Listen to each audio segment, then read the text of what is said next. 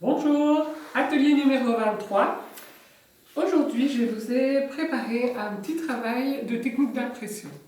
Alors pour ce travail de technique d'impression, vous aurez besoin d'une plaque de plexi ou d'une plaque de verre.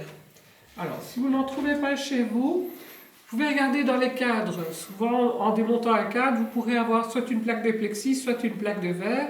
Attention que si vous prenez la plaque de verre, vérifiez que les bords soient bien érodés, c'est-à-dire bien poncés pour ne pas vous couper. Si ce n'est pas le cas, un petit coup de papier de verre, vous demandez à papa ou à maman de mettre un petit coup de papier de verre dessus pour éviter de vous couper. Moi j'ai pris ici une plus grande plaque pour mon travail, pour que vous voyez mieux ce que je vais faire. J'ai besoin également d'acrylique ou de gouache, ce que vous avez chez vous de nouveau. J'ai besoin également d'huile.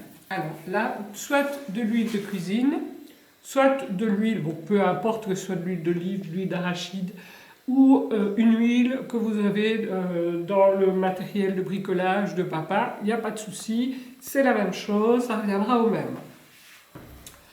Un pinceau bien sûr, un crayon et un dessin que vous aurez déjà réalisé. Donc ici j'ai fait un rapide petit dessin, voilà. On va commencer par mettre sur la plaque la peinture. Je vais mettre un peu des trois couleurs. Alors, 2 ou 3 couleurs maximum. Ne prenez pas les 3 couleurs primaires, puisque sinon le mélange ne va pas être intéressant. Choisissez des couleurs assez proches. Plus un contraste, je pense que c'est toujours intéressant. Et vous allez mettre également un peu d'huile sur votre plaque. Voilà. Et on va commencer par mettre la peinture au pinceau. Voilà. Et je vais, chaque fois que je vais mettre de la peinture, je vais mettre de l'huile avec. Voilà. Je vais croiser mes traits. Voilà.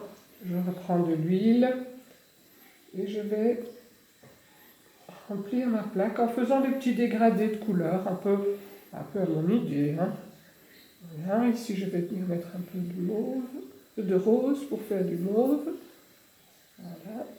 Toujours bien mettre de l'huile avec votre peinture.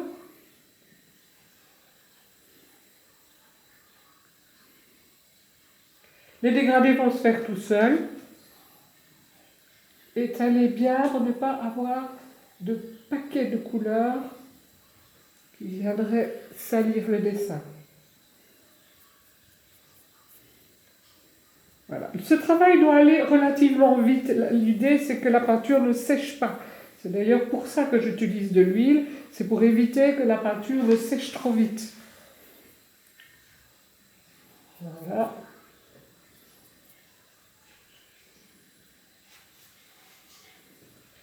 Voilà. Maintenant, je vais prendre mon dessin et je vais mettre le côté dessin vers le haut. Je dépose sur ma plaque et je vais repasser sur mes traits. Si vous le souhaitez, vous pouvez prendre un crayon de couleur pour bien voir où vous avez repassé.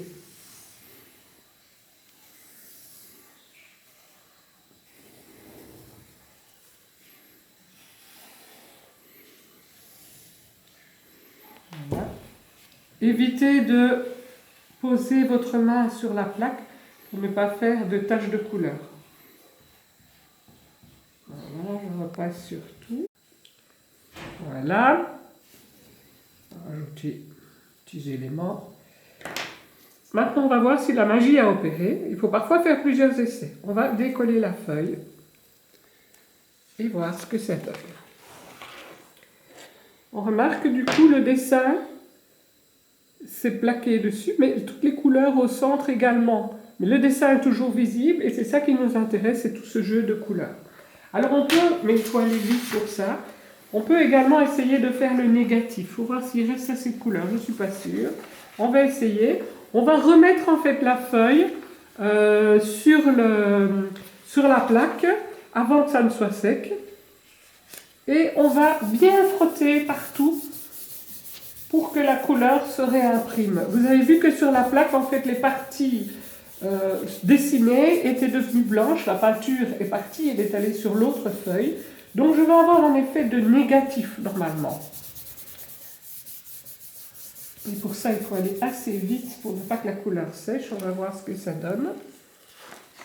Tout ne s'est pas imprimé partout. Vous voyez que je n'avais pas assez de couleur de ce côté-là. Mais voilà, on voit déjà les effets que ça peut donner. Bien sûr, vous n'allez sans doute pas y arriver du premier coup. Vous testez, vous essayez. Il faut aussi trouver le juste compromis entre pas trop de couleur et une fine pellicule de couleur. Donc voilà, vous jouez ainsi pour avoir des négatifs et des positifs. Vous testez plusieurs choses, vous testez les couleurs, vous testez les épaisseurs. Bien sûr, entre chaque travail, pensez à bien renettoyer votre plaque pour ne pas avoir de superposition. Ceci dit, pourquoi pas, on pourrait essayer aussi des superpositions. Voilà, il y a donc toute une série de choses que vous pouvez faire avec cette technique. Nous verrons une autre application demain. Bons essais, amusez-vous bien et bonne journée!